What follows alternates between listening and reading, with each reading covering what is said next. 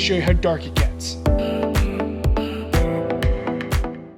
Hello, Adventure Team. Scott here. Austin over there. What's up? How you doing? So we're in those COVID times, so we're doing our self-isolation. Me in Santa Barbara, Austin in Cincinnati, Ohio, to be specific, College Hill. So we're gonna go over some of the fun things you can do in the Central Oregon area. So we're gonna focus mainly around Bend because that is the big city. We'll go north up into Redland, all the way down south towards where Crater Lake is, all of the fun in between. And we have 5 fun things for you to do. So Austin, he went with me last summer to visit my mom in Oregon. I'm still used to saying she used to live in Maine. So she lives in Oregon now. We spent her birthday there, so happy late birthday, or soon-to-be birthday again, Mom. And then I've also spent the better part of 3 Christmases there, the last 3. So Austin was there. Some quick thoughts first, your favorite memories from our last trip.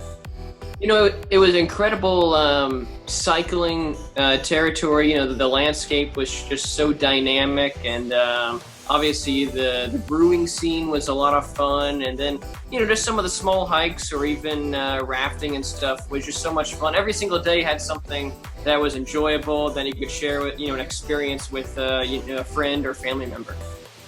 So of these 5 things, 4 of them are outdoors, and as Austin pointed out, it's a very outdoorsy, fun place to be. So if you like going outside, finding adventures and something different every day, this is your place to be.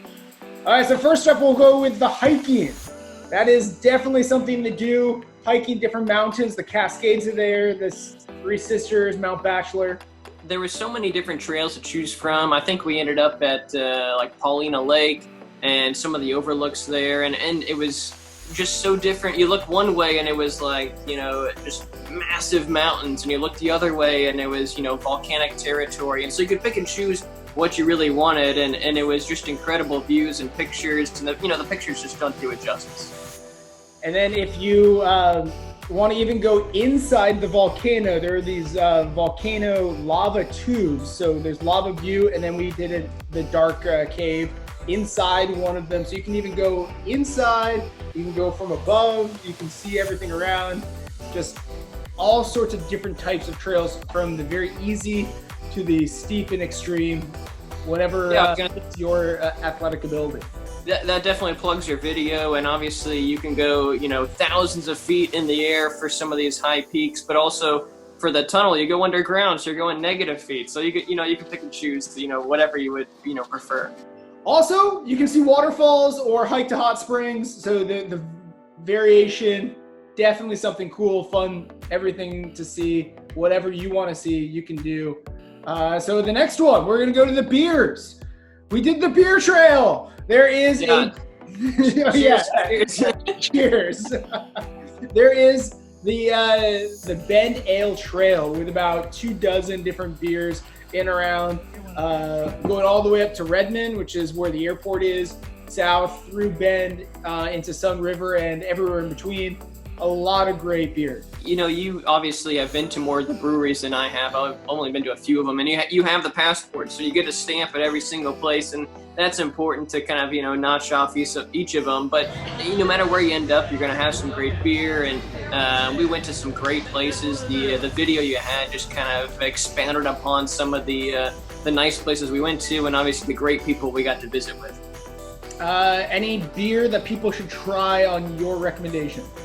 You know, obviously, you know, Deschutes is like the primo one, the one you can get across the country, and obviously being there is very cool. It's kind of, you know, reminiscing and stuff like that. But there are some very cool local spots. You know, Good Life was some great local beer.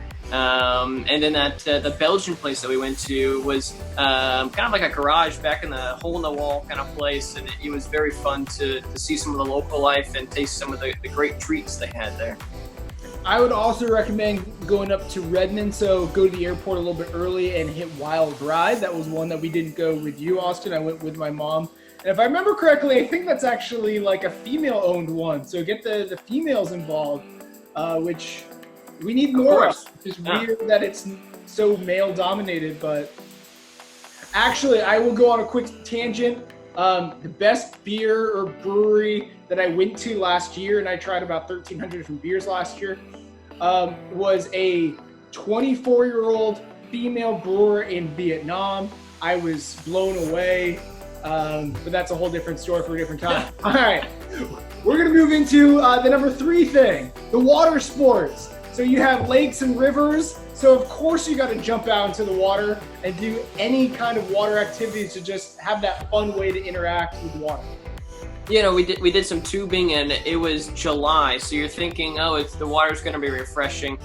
It is freezing cold. A little chilly, just a little. It's just above freezing, so right where you want it. It's cold. It's it's still glacier, melt essentially, some snow melt. But it was a warm enough day. It was very enjoyable. You can pick and choose your distance, your time. You can float, you can paddle, you can drink, and you can go pretty much anywhere. It's not like you're going down to rapids or anything like that. You can have a very relaxed morning or afternoon, and the video that you definitely posted showed just the wide range of opportunity there. Yeah, a lot of fun, and again, it can range from beginner newbie all the way up. If you do interact with the water, though, I would strongly encourage you to wear a life jacket and try to do as many safety precautions as possible. Especially if you do something like drinking, you want to make sure you're as safe as possible. People know how to swim. There's multiple people. Don't interact with the water by yourself. I will say the one thing I'll add on to that. So we floated down and we had tubes without paddles, and that was fine. We had a lot of fun. But if you wanted to be more efficient, or if you wanted to avoid, maybe pushing off, a branch or the edge or something like that, you maybe bring 1 paddle for the group or 2 paddles or something like that, just so you can be a little bit more enjoyable, or just more efficient, really. So this next one, so our number 4, is much more of Austin. I mean, this is someone who got bored once and decided, I'm gonna bike all of Ohio. So keep that with a grain of salt, but cycling in the Bend area is fantastic. It is. Obviously, if you're in kind of the bike scene, Bend is a massive, massive hub for mountain biking. There's just endless stuff to do, and trails, and even gravel bike is kind of the new scene, and so that's what people are getting into. I did a lot of road biking there, and so biked up to Mount Bachelor, incredible views, and then I highly recommend on the backside or the west side, there's some incredible lakes and even some food opportunities to kind of fuel up and supply your return trip. But even just the greenways, in Sun River or in Bend are incredible. We were talking about the mileage of some of those greenways in Sun River. What was it, like 34, 35 miles of green? Yeah, you don't have to repeat anything. How incredible is that? That sounds awesome. But the views are, just so dynamic there, because you have mountains, you have volcanic, you have flatland. It's like a 360 view the entire time of just, you want to take a picture, but you take it home and no one's going to understand just how cool of a time you had there. So that was one of the reasons that brought Mom and Steve, her husband, to the Bend area. And as Austin pointed out, you can go crazy extreme, biking up to the top of mountains, or like you said, those greenways, I've biked those a lot. You can bike on them, you can jog on them. There are these little paths back of the roads going through either the Deschutes River golf course. There's also a little airport over there. It's all away from cars, so you can do it safely. A lot of families go out there, so you see the crazy age range from 2, 3, 4-year-olds who are just starting to pedal all the way up to 70s, 80s. So your level of newbie all the way up to crazy expert is very easy to find in the Bend. I was gonna say it's very safe. All the different spots where there might be an intersection, they've designed it well, so the cars are very respectful. You have a time, you have opportunity to cross the road, and you can make a full day out of it. You can make it a quick lunch or dinner. It's obviously centered around Sun River or even Bend, and so you have endless beer options, but also food options. So it's not just we're gonna bike for a while. You're gonna make some stops. We're gonna make it a day of it or an afternoon. All right, so we're gonna go to number 5. This is where I show up a lot more because it's during the winter and the winter sports there. So first off, I will say I haven't skied or snowboarded up there. My brother, the big snowboarder, he's done it. He's done Mount Bachelor. He said it is a blast. Majestic up there. Austin is even checked out from the cycling standpoint. So as far as the summer, how do the slopes and the runs look? I was going to say, we were talking about Bend being a big mountain biking kind of hub. It's, it's known for that. And one of those spots is Mount Bachelor. So I biked to the ski slope there via road bike, but at the actual mountain slope during the summer, they open it up to mountain biking. So you take the lift up and then you get the fun part of coming back down on the mountain bikes. And it was just, person after person after person coming down the mountains, and everyone had a smile on their face because obviously you're enjoying the slope, but then looking at it from a skier perspective too, the slopes looked incredible. And I knew 6 months from then, from July, with all the snow on there, it would have been so much fun to take a nice run down the hill. So as we mentioned, those greenways, they do go along to all different fun places. There's Benham Falls that you can see, so you can snowshoe, you can cross-country ski. There's also snowmobiling. If you do snowmobiling, make sure you're on places where you won't run over or hit people. But one of the things I like doing is there's 2 different places where you can outdoor ski in man-made ice rinks. So there's in the Sun River Resort area, there's a small little one. Or in Bend, there is a bigger one. They have roofs, but not really walls, so you're still that outdoor feel. It's a lot of fun, and it's one of my favorite things to do during the Christmas time. Also, I will throw this in. There is a gingerbread competition at the Sun River Resort, and it's hilarious. Did you say gingerbread, house? competition? Like they go nuts. Like they I build. thought you were gonna say. I thought you meant eating competition. I was like, I'm all in. No, this is the buildings, and I don't want to call it a house because you have like a school, you have like an arena, you have the camp, so they That's really impressive. get into it. Yeah.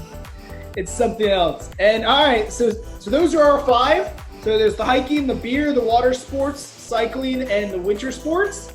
And because you watched, we'll give you a bonus one, and that is Blockbuster.